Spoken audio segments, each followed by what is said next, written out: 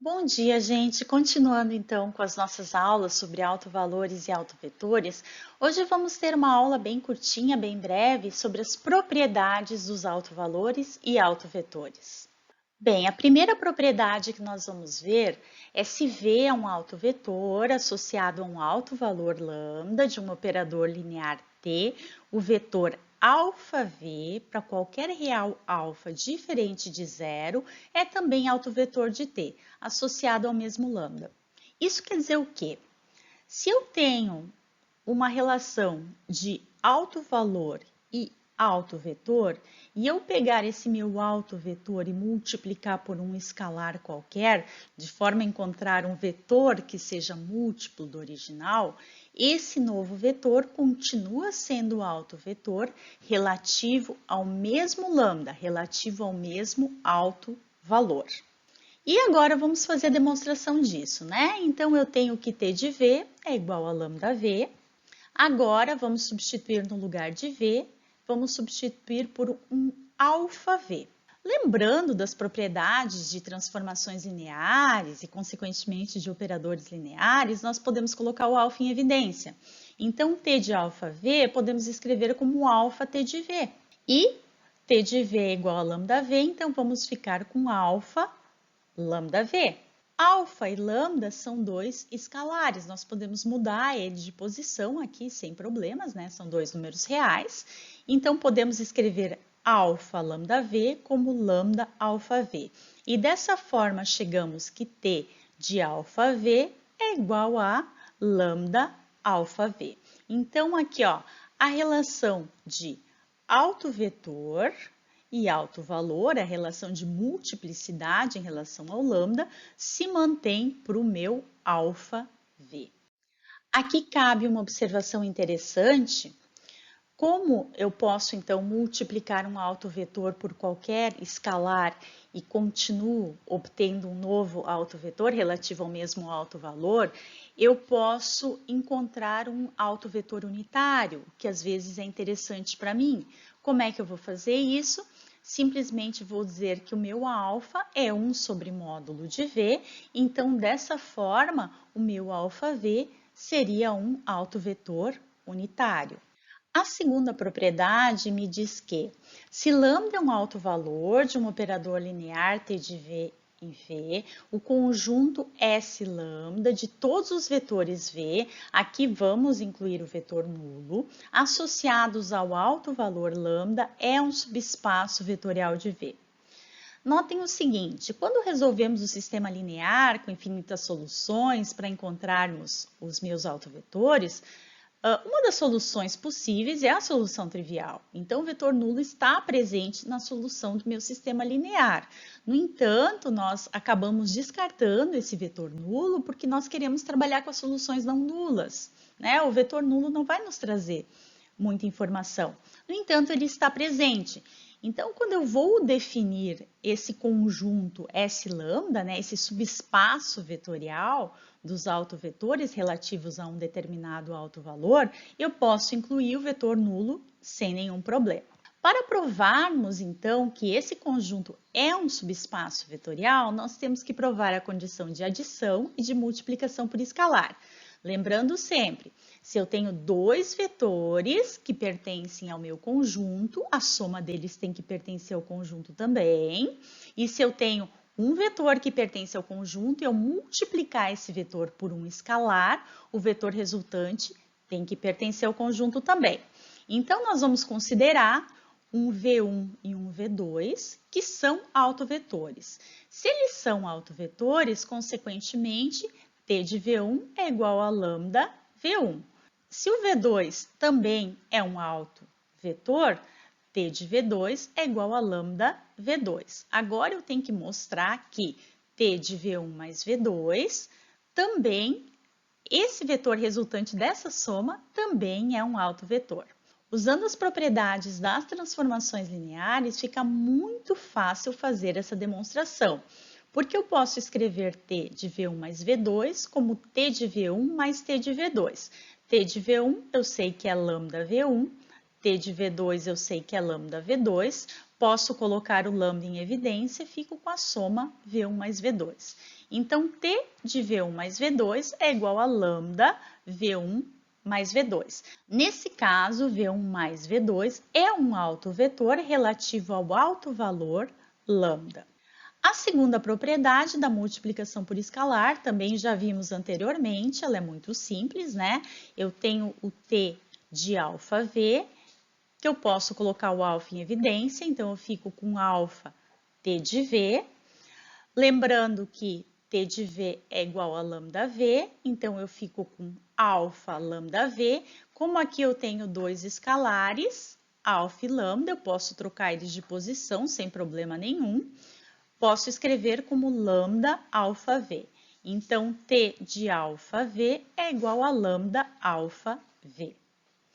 Mostrada, então, a propriedade da adição e a propriedade da multiplicação por escalar, podemos ver, então, que o conjunto S lambda é um subespaço vetorial.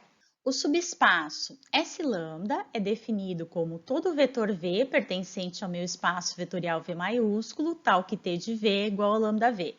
Ele é denominado subespaço associado ao alto valor lambda ou espaço característico de T correspondente a lambda, ou ainda alto espaço associado a lambda.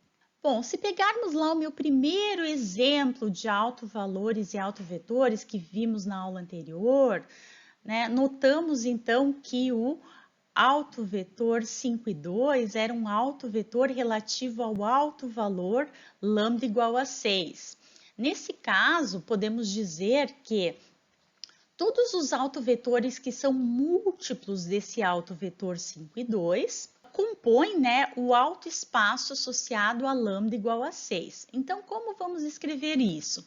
O S6 é igual a todos os vetores que são múltiplos do meu vetor 5 e 2, tal que o meu x, né, que é o fator de multiplicidade aqui do vetor 5 e 2, pertence aos reais. Posso também utilizar a notação de subespaço gerado, que nós vimos lá quando estávamos vendo espaços e subespaços vetoriais, a notação de colchetes. Então, aqui eu estou representando, né, a notação de subespaço gerado, onde dentro desse conjunto eu tenho todos os vetores que são múltiplos do meu vetor 5 e 2. O que representa, então, esse subespaço S6? Representa uma reta que passa pela minha origem. Notem aqui, ó, valor 5, valor 2, todos os vetores são múltiplos e estão sobre essa reta base. E por fim, a propriedade 3, que me diz que matrizes semelhantes têm o mesmo polinômio característico e, por isso, os mesmos autovalores. Lembrando, então, lá da minha relação de matrizes semelhantes, a minha T na base B é igual a M na menos 1, T na base A, multiplica M, né? Lembrando que essa matriz M aqui era uma matriz mudança de base de B para A, e aqui eu tinha a inversa dela, né? A inversa da matriz mudança de base de T para A, só para refrescar a memória. Então, aqui, ó, sejam T de V em V um operador linear e A e B bases de V, sabe-se que a relação entre matrizes semelhantes é essa relação aqui. Agora, então, nós vamos proceder como se nós quiséssemos determinar os autovalores dessa matriz T na base B. Então, nós vamos calcular o determinante de T na base B menos lambda_i, ok? Então, se eu coloquei aqui o menos lambda_i, o outro lado da equação eu também vou colocar o menos lambda_i e vou aplicar o determinante aos dois lados da equação. Vamos fazer o seguinte, agora nós vamos trabalhar um pouquinho mais com esse lado da equação aqui. Então, aqui nós temos m menos 1, t de A, que multiplica m. Aqui eu tenho menos lambda vezes a matriz identidade. Agora, nós vamos incluir aqui a matriz m menos 1 e aqui a matriz m. Ah, mas nós podemos fazer isso, sair incluindo a matriz M, a sua inversa? Vamos lembrar o seguinte. Se eu fizer a multiplicação da matriz M menos 1 pela matriz identidade, a resposta vai ser a matriz M menos 1.